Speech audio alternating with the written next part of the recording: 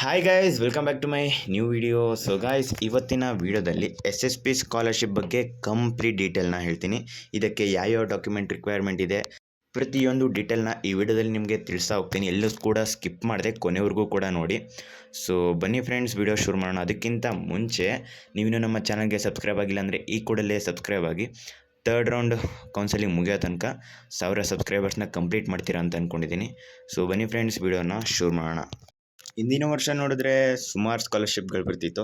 ಆದರೆ ಈ ವರ್ಷ 2025 ಒಂದೇ ಒಂದು ಸ್ಕಾಲರ್ಶಿಪ್, ಅದೇನೇ ಎಸ್ ಎಸ್ ಪಿ ಸ್ಕಾಲರ್ಶಿಪ್. ಇದಕ್ಕೆ ರಿಕ್ವೈರ್ಮೆಂಟ್ ಏನು ಅಂದರೆ, ನೀವು 12th ಪಾಸ್ ಮಾಡಿದರೆ ಸಾಕು. ಅಂದರೆ ಯಾವುದೇ PUC ಗ್ರ್ಯಾಜುಯೇಟ್ನ ನೀವು ಮುಗಿಸಿದರೆ ಸಾಕು, ಈ ಸ್ಕಾಲರ್ಶಿಪ್ ನಿಮಗೆ ಅಪ್ಲೈ ಆಗುತ್ತೆ. ನಂತರ ಇದು ಯಾರ್ಯಾರಿಗೆ ಅಂತ ಹೇಳಿದ್ರೆ, ಇದು SC ST ಮತ್ತು OBC ಮತ್ತು ಅಲ್ಪಸಂಖ್ಯಾತ ವಿದ್ಯಾರ್ಥಿಗಳು ಯಾರ್ಯಾರು ಇರ್ತಾರೆ ಅವರೆಲ್ಲರಿಗೂ ಕೂಡ ಇದು ಅಪ್ಲೈ ಆಗುತ್ತೆ. ನೀವು ಅರ್ಜಿ ಯಾವಾಗ ಓಪನ್ ಆಗುತ್ತೆ ಅಂದರೆ, ಇವಾಗ ಪ್ರೆಸೆಂಟು ಓಪನ್ ಇದೆ. ಕೊನೆಯ ದಿನಾಂಕ ಇಲಾಖೆಯಿಂದ ಇಲಾಖೆಗೆ ಬೇರೆ ಬೇರೆ ಆಗ್ತಾ ಇರುತ್ತೆ. ಸೊ ಆದ್ದರಿಂದ ಅಧಿಕೃತ ಅಫಿಷಿಯಲ್ ವೆಬ್ಸೈಟ್ನಲ್ಲಿ ನೀವು ಚೆಕ್ ಮಾಡಬೇಕಾಗುತ್ತೆ. ಇದಕ್ಕೆ ನೀವು ಅರ್ಜಿನ ಹೇಗೆ ಹಾಕ್ಬೇಕಂತ ನೋಡೋಣ. ಮೊದಲು ನಿಮ್ಮ ಆಧಾರ್ ಕಾರ್ಡ್ ನಂಬರ್ ಬಳಸಿ ರಿಜಿಸ್ಟರ್ ಮಾಡ್ಕೊಳ್ಳಿ. ಆಧಾರ್ ನಿಮ್ಮ ಫೋನ್ ನಂಬರ್ಗೆ ಲಿಂಕ್ ಆಗಿರಬೇಕು. ನಂತರ ಲಾಗಿನ್ ಮಾಡಿ ಅಲ್ಲಿ ಬರುವ ಫಾರ್ಮನ್ನು ಭರ್ತಿ ಮಾಡಿ. ಕಾಲೇಜ್ನಲ್ಲಿ ನಿಮ್ಮ ಡಾಕ್ಯುಮೆಂಟ್ಗಳನ್ನು ಅಟೆಸ್ಟಿಕೇಷನ್ ಮಾಡಿಸಿ ಈ ಫಾರ್ಮ್ನ ನೀವು ಫೈಲ್ನಲ್ಲಿ ಸಬ್ಮಿಟ್ ಮಾಡಬೇಕಾಗುತ್ತೆ. ಇದಕ್ಕೆ ಇನ್ನೂ ಕೂಡ ಕೆಲವು ರೂಲ್ಸ್ಗಳಿದೆ.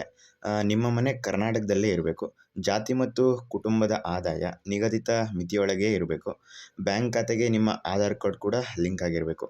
ನಂತರ ಅರ್ಜಿ ಸ್ಟೇಟಸ್ನ ಹೇಗೆ ಚೆಕ್ ಮಾಡಬೇಕಂತ ಹೇಳಿದ್ರೆ, SSP ವೆಬ್ಸೈಟ್ಗೆ ಹೋಗಿ ಟ್ರ್ಯಾಕ್ ಸ್ಟೂಡೆಂಟ್ ಸ್ಕಾಲರ್ಶಿಪ್ ಸ್ಟೇಟಸ್ ಮೇಲೆ ಕ್ಲಿಕ್ ಮಾಡಿ. ನಿಮ್ಮ ಸ್ಟ್ಯಾಟ್ಸ್ ID ಮತ್ತು ನಿಮ್ಮ ಡೇಟ್ ಆಫ್ ಬರ್ತನ ಅಲ್ಲಿ ಮೆನ್ಷನ್ ಮಾಡಿ. ಹೀಗೆ ಮಾಡಿದ್ರೆ ನೀವು SSP ಸ್ಕಾಲರ್ಶಿಪ್ ಸ್ಟೇಟಸ್ ನಿಮಗೆ ಶೋ ಆಗುತ್ತೆ.